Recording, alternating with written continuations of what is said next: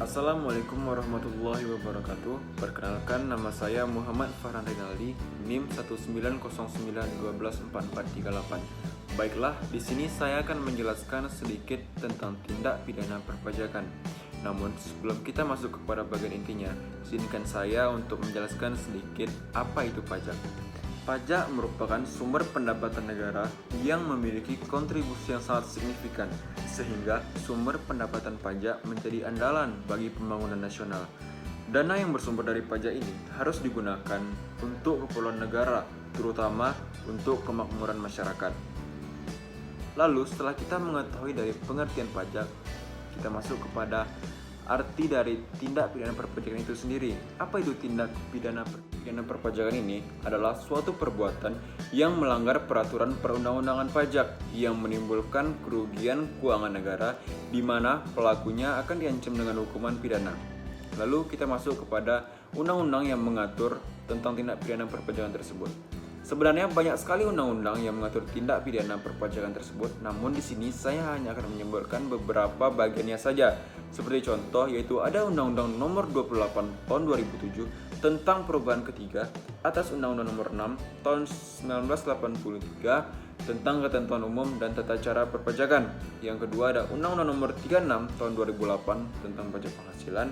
Yang ketiga ada Undang-Undang Nomor 42 Tahun 2009 tentang pajak pertambahan nilai barang dan jasa dan pajak penjualan atas barang mewah. Yang keempat ada Undang-Undang Nomor 19 Tahun 2000 tentang penagihan pajak dengan surat paksa.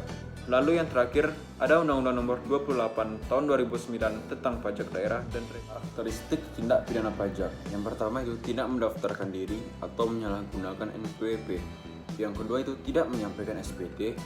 Yang ketiga, menyampaikan keterangan yang tidak benar tentang SPT. Yang keempat, menolak dilakukan pemeriksaan. Dan yang kelima, memperlihatkan pembukuan atau dokumen palsu. Lalu, jika hal ini terjadi, maka seseorang wajib pajak tersebut dapat dikenakan atas sanksi yang sanksinya itu ada 3 jenis. Yang pertama itu sanksi denda, kurungan, dan penjara.